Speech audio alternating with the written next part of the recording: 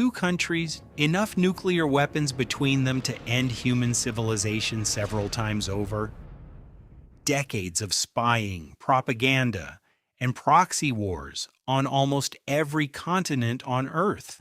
And in 45 years of this, they never once fired a shot directly at each other. That's the strangest part of the Cold War. It wasn't really a war, it was something far stranger. And understanding why it stayed that way tells you almost everything about how the modern world actually works. I'm Arjo, and this is Empires Undone. Let's find out. To understand the Cold War, you have to start with an awkward fact. Get some, yeah! The United States and the Soviet Union were allies in World War II. They fought together to defeat Nazi Germany. But the moment that common enemy disappeared in 1945, something became impossible to ignore. So what do we do These now? two countries I had mean, we almost got nothing else in common. I think you got a point there. One was a capitalist democracy. The other was a one-party communist state. One wanted to spread free markets and elections. The other wanted to spread communist revolution. And now, with Germany defeated, they were suddenly the two most powerful nations on the planet, standing in each other's way. Within just a couple of years, Europe had split into two camps. NATO in the West, backed by the US. The Warsaw Pact in the East, backed by the Soviets. The wartime alliance was over, and a new, colder conflict had already begun. So if these two superpowers hated each other this much, why didn't they just fight? They did, just not directly. Korea in the 1950s, Vietnam in the 60s and 70s, Afghanistan in the 80s.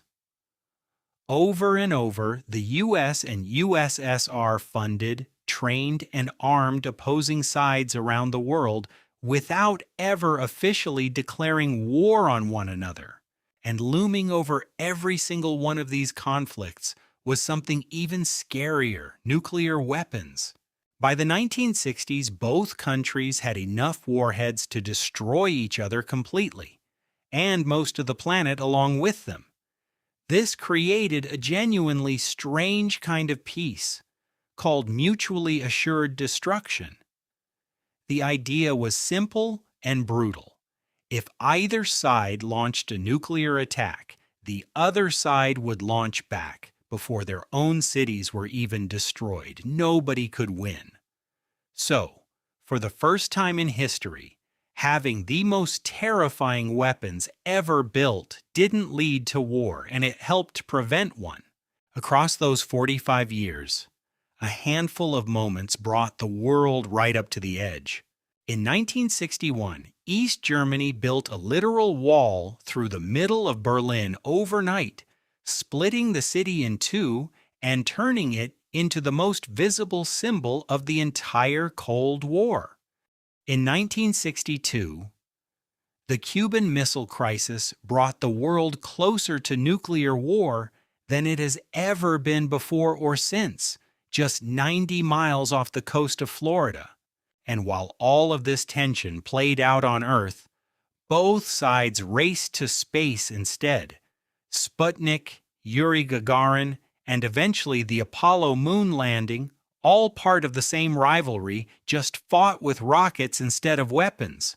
Each one of these moments deserves its own full story, and we'll be covering them individually in upcoming episodes. For now, just remember, this wasn't one long, steady conflict.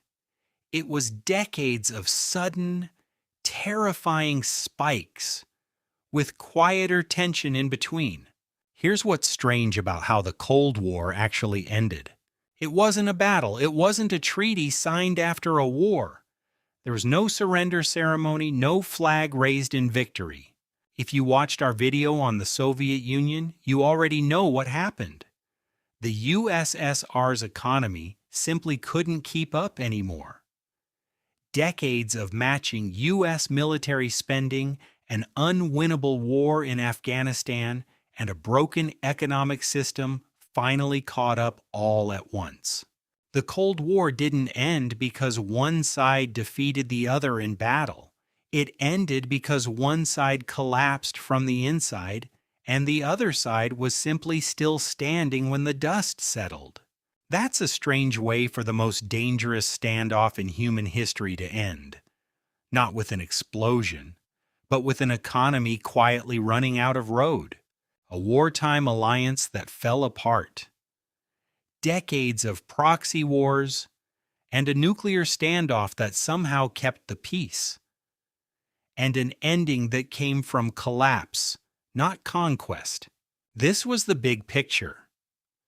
But there's so much more to unpack. Over the next few episodes, we're going deep on the Cuban Missile Crisis, the Berlin Wall, and the space race, the moments that defined this entire era. If you want to follow along, then subscribe so you don't miss them. I'll see you in the next video.